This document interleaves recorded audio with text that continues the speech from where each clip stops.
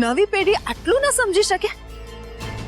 અને અમે ફક્ત એટલું જ ઈચ્છીએ છીએ કે કોઈ પણ નિર્ણય લે એ સમજી વિચારીને લે. એમ તારા ઈચ્છવાથી કાંઈ ન થાય કોકિલા. અને તું શું આ ફરજના ગીતો ગાઈ રહી છે? શું ફરજો નિભાવી એ જ જીવન છે?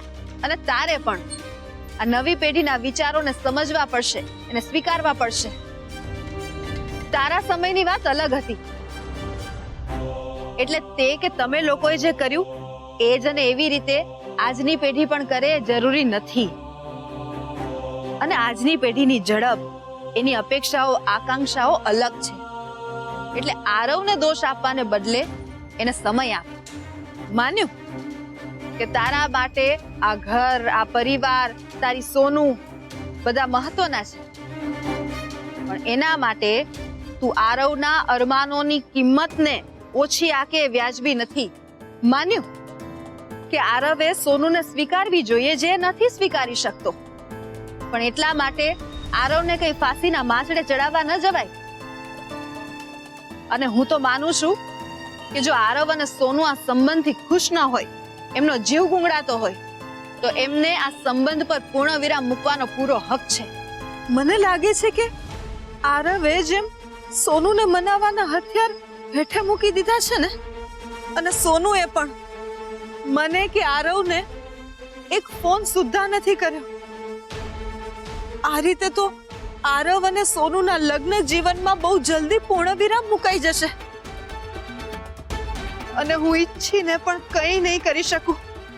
કારણ કે જો સોનુ આ ઘરમાં નહીં આવે ને, તો મારી માવડી પણ આ ઘરમાં નહીં આવે,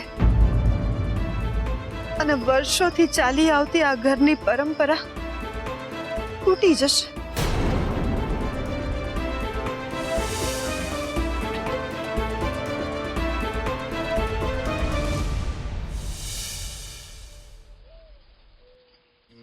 મોટી બેન ઉઠી ગયા હોય તો સારું, ઘણા બધા કામ બાકી છે. મોટી બેન, મોટી બેન, મોટી બેન, જય શ્રી કૃષ્ણ, જય માતાજી. જય માતાજી સવિતા. મોટી બેન, તમે આમ ઊભા કેમ છો? 6:45 થઈ ગયા, અને 7 વાગ્યાનું તો માતાજીની મૂર્તિ લાવવાનું મુહૂર્ત છે. મૂર્તિ લેવા નહીં જવાનું? ના, નથી જવાનું.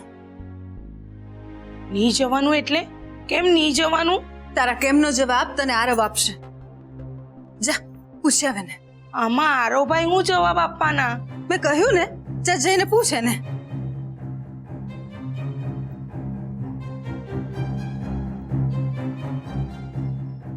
હે ઠાકોરજી, મને કોઈક ખૂણે એક આશા હતી કે આરવ સોનુને મનાવીને પાછી લાવશે, પણ મારી એ આશા પણ નિરાશામાં પરિવર્તિત થઈ ગઈ. સોનુ નથી આવી, એટલે આટલી બધી તૈયારીઓ કરવા છતાં પણ દર વર્ષની જેમ આ વર્ષે માતાજીની પધરામણી નહીં કરાવી શકીએ. જે મારું મન સોનુ વગર ખાલી છે ને, એમ માતાજીનો શણગાર સજેલો આ મંડપ પણ આજે મારી માતાજી વગર ખાલી રહેશે. મોટી બેન, મોટી બેન, આરોભાઈ એમના રૂમમાં નહીં મળે. મેં બધે જોઈ લીધું, ગેસ્ટ રૂમમાં, બાથરૂમમાં, કોમલબેનના રૂમમાં, એ કાંઈ નહીં મળે. પણ આરવ તો ઘરમાં જ હતો. સવારમાં ક્યાં ચાલ્યો ગયો? મોટી બેન, ક્યાં ખોવાઈ ગયા? હું વિચારો છો? આરોભાઈ નહીં મળે તો હું થયું? ચાલો આપણે મૂર્તિ લઈ આવીએ, નહીં તો મુહૂર્ત વીતી જશે. ભલે મુહૂર્ત વીતી જાય, કોઈએ ક્યાંય નથી જવાનું. લાગે છે માતાજીની ઈચ્છા જ નથી આ વર્ષે આપણા ઘરમાં પગલા કરવાની. મોટી બેન, તમે આ શું બોલો છો? હા સવિતા, આરવે પોતાની આ માળી અને મારી આ માવડી બંનેને નારાજ કર્યા. મોટી બેન, એટલે તમે એમ કહેવા માંગો છો કે આ વર્ષે આપણા ઘરે માતાજીની સ્થાપના નહીં થાય? હા, નહીં થાય.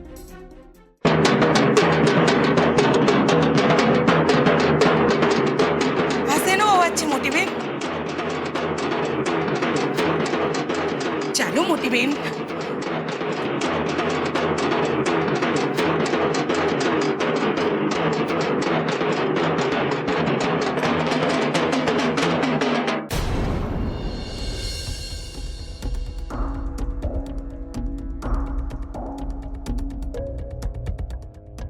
આ શું આરવ? માતાજીની પધરામણી સોનુના હાથે જ થશે એ વાત થઈ હતી ને આપણી? તો પછી તું આ માતાજીની મૂર્તિ કેમ લાવ્યો? અરે પણ આખી વાતમાં મૂર્તિ તો આપણી સોનુના હાથે લાવવાની હતી ને?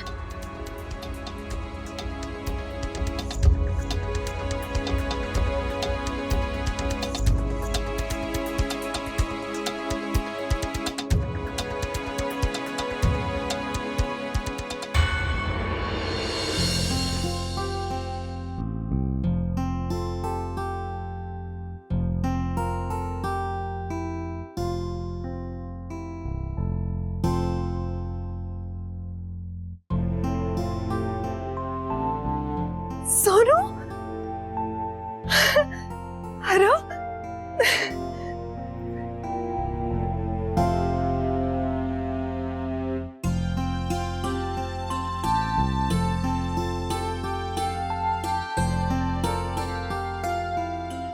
માં, તારી ઈચ્છા હતી ને કે માતાજીની મૂર્તિ આયશા લાવે, તો જો તારી એ ઈચ્છા પૂરી થઈ ગઈ.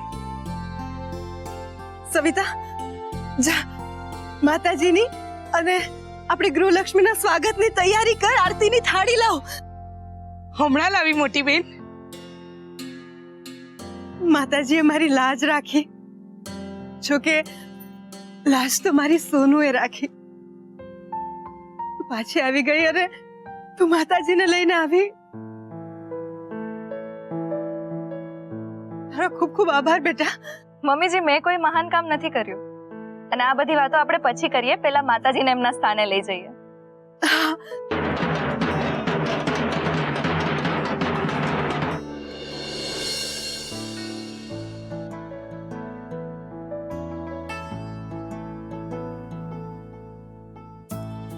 અરે હિનાબેન, આવો આવો. તમે તો બધાએ આજે સાથે મળીને મને પેલું શું કહેવાય, યાદ કરો મમ્મીજી. હું નહીં યાદ કરાવું. અરે હા, મને યાદ જ છે હવે. પેલું તમે બધાએ સાથે મળીને મને પેલું હા હા સરપ્રાઈઝ આપ્યું. આજે મારા ઘરની ગૃહલક્ષ્મી અને મારી માતાજી બંનેનું આ ઘરમાં એક સાથે આગમન થઈ રહ્યું છે. એટલે હવે મારા ઘર પરિવારનું કોઈ કાંઈ નહીં બગાડી શકે.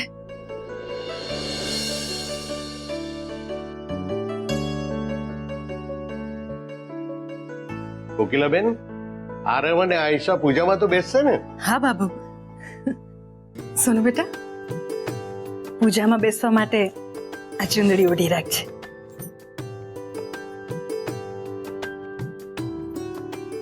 આરવ બેટા, તમારે કઈ ચા પાણી પીવા હોય, ફ્રેશ થવું હોય તો તમે જઈ આવો. પૂજામાં ખૂબ સમય લાગશે. ઓકે બાબુ, અમે 2 મિનિટમાં આવે. બાબુ, હું પણ આવું છું.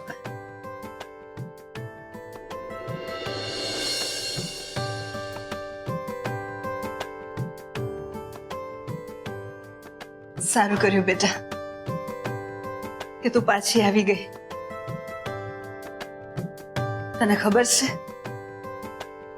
તારા વગર આ ઘર, અમે, આ પૂજા બધું જ અધૂરું હતું બેટા.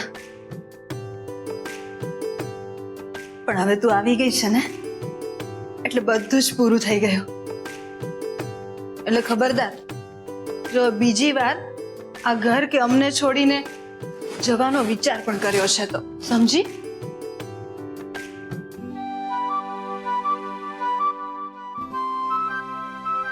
આમ શું જુએ છે? આ તારો વર આમ તો મારો દીકરો છે, પણ ગઈકાલે તારા માટે મેં એને કાયદેસરનો ધમકાવી નાખ્યો.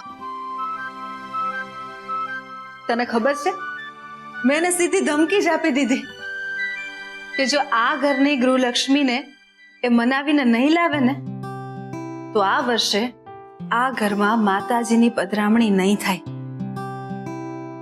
અને તારા વરે એ કરી બતાવ્યું બેટા.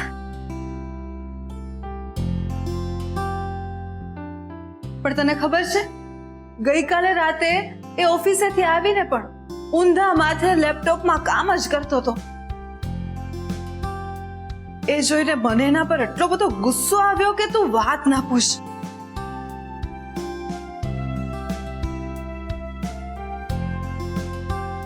બોલો અંબે માત કી જય. હવે આપણે પૂજાની વિધિ શરૂ કરીએ.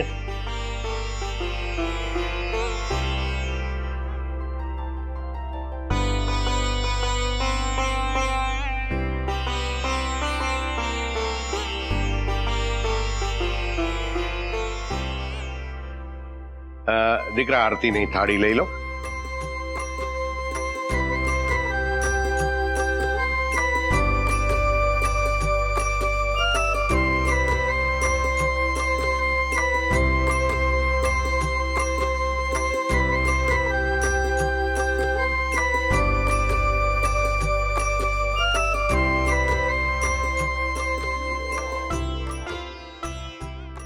મમ્મીજી તમે પણ આરતી લો ને.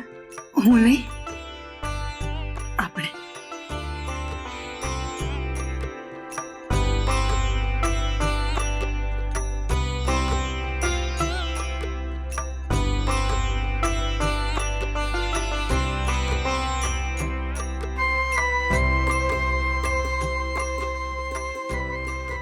સવિતા તું પણ આવ. સૌથી વધારે તૈયારી આ સવિતાએ જ કરી છે. આવ.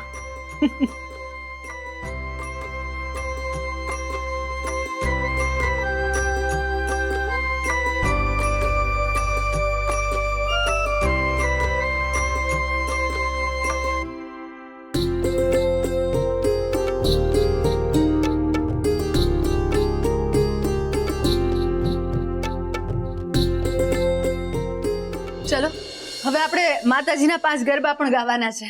માડી રે મારી સતરે ભવાની માં, અંબા ભવાની માં, હું તો તારી સેવા કરીશ મૈયા રાણી. ભલે. જય માતાજી.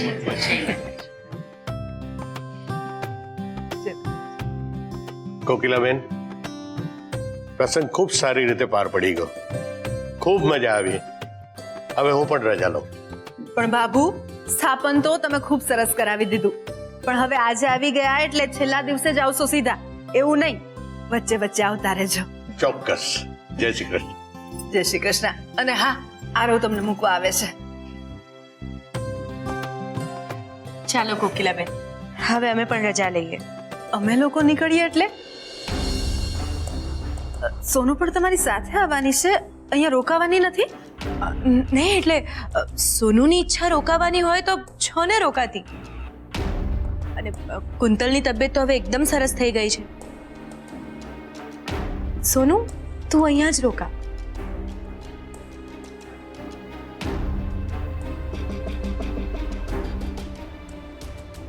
બોલ સોનુ, તારે રોકાવું નથી? અરે માં, તું એને શું પૂછે છે? મને પૂછ ને. આયશા ક્યાંય નથી જવાની, અહીંયા જ રહેવાની છે.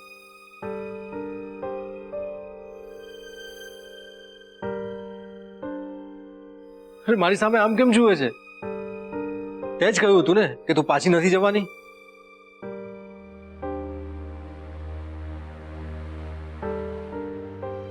તું રોકાઈશ ને બેટા?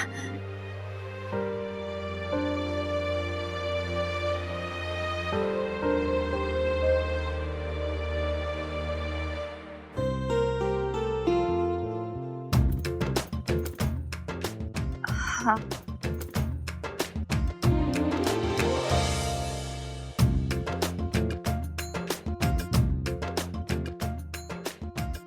પણ બેન, સોનુ અહીંયા રોકાશે તો તમને ત્યાં કોઈ તકલીફ નહીં પડે ને? ના ના, વળી એમાં તકલીફ છે નહીં. સોરી ભાભી, તમારે મારી જરૂર છે ને હું અહીંયા રોકાઈ જવાની છું. હું શું કહું છું હિનાબેન, તમે પણ અહીંયા જ રોકાવા આવી જાવ ને.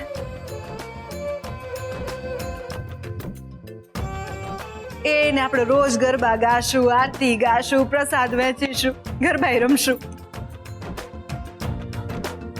અને અહીંયા હશો ને તો સોનુને પણ ત્યાંની ચિંતા નહીં રહે, અને મને પણ અફસોસ નહીં થાય કે સોનુને તમારી ત્યાં જરૂરિયાત હતી અને હું અહીંયા લઈ આવી. અરે નહીં નહીં, અમે અહીંયા ન રોકાઈ શકીએ. શું કામ ના રોકાઈ શકો? અને તમે આ સોનુનું સાસરું ના ગણતા. આ તમારું પણ ઘર જ છે અને હું કાંઈ ન જાણું. તમારે રોકાવાનું જ છે, તમને મારા સમશે. બેન સમજો ને, તમે અહીંયા હશો ને તો મારા જીવને પણ ધરપત રહેશે. અને મને એવું નહીં થાય કે સોનુને તમારી ત્યાં જરૂરિયાત હતી અને મેં એને અહીંયા રોકી લીધી. સારું, હું કુંતલને વાત કરીશ. પણ ખાલી અત્યારે મને કહેવા માટે વાત નથી કરવાની. ખરેખર વાત કરવાની છે. એમને સાથે લઈને આવવાનું છે અને સામાન લઈને આવજો. આરો બેટા, 2 ગાડીની વ્યવસ્થા કરજે. એકમાં બાબુ જશે અને એક હિનાબેનને મૂકવા જશે. ઓકે માં.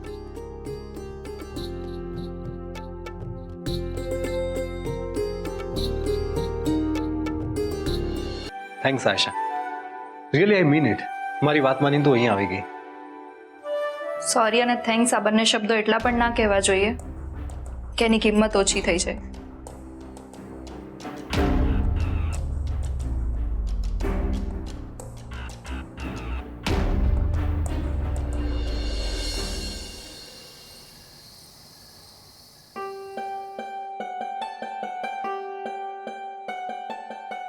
હરખમાં હું તો આરવને પૂછતા જ ભૂલી ગઈ કે આખરે એણે સોનુને મનાવી કેમ.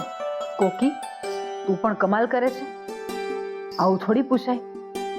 ગમે તેમ તોય દીકરા વહુ, અને માએ દીકરા વહુની અંગત વાતોમાં બહુ રસ ના લેવાય.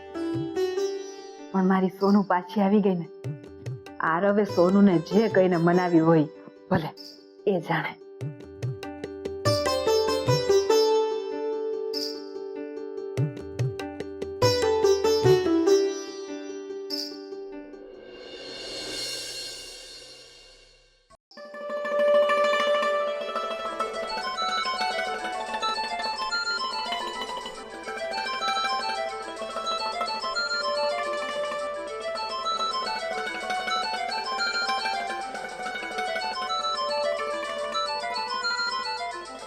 માં, અરે માં ઘરમાં ને ઘરમાં શેનો ફોન કરે છે? બોલ માં. સોનુ ઉઠી કે નહીં? માં, આયશા ઉઠી કે નહીં એ જાણવા માટે તે મને ઉઠાડ્યો, પણ તું એને ડાયરેક્ટ જ ફોન કરી લે ને. એ બધી વાત પછી. પહેલા તું મને એમ કે સોનુ જાગે છે કે સૂતી છે? માં, આયશા સૂતી છે. હા તો એને જગાડ અને એને કે આજે જુવારાને પાણી એને પાવાનું છે અને માતાજીનો શણગાર પણ એને જ કરવાનો છે. ઓકે, બીજું કંઈ કહેવાનું છે? ના, બીજું કઈ નહીં. બસ ખાલી એને એટલું કહેજે કે નાઈ ધોઈને જલ્દીથી બહાર આવી જાય. ઠીક છે. આશા, આશા, માનો ફોન હતો, એ કહેતી હતી કે મમ્મીનો ફોન હતો. સવારે વહેલા ઉઠીને નીચે આવવા કહ્યું એ જ ને? હા, કમાલ છો તમે લોકો. એકબીજાના મનની વાત કયા કે સાંભળ્યા વગર જ સમજી જાઓ છો.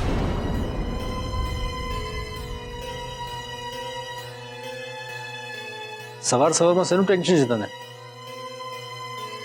અરે યાર, સ્માઇલ કરને પ્લીઝ. ખોટું ખોટું કેટલું અને ક્યાં સુધી હસવાનું? અને આમ બી ખોટું હસીએ તો જડબા દુખી જાય. અને તમે એ પણ સારી રીતે જાણો છો કે હું તમારા મનાવ ઉપર અહીંયા નથી આવી.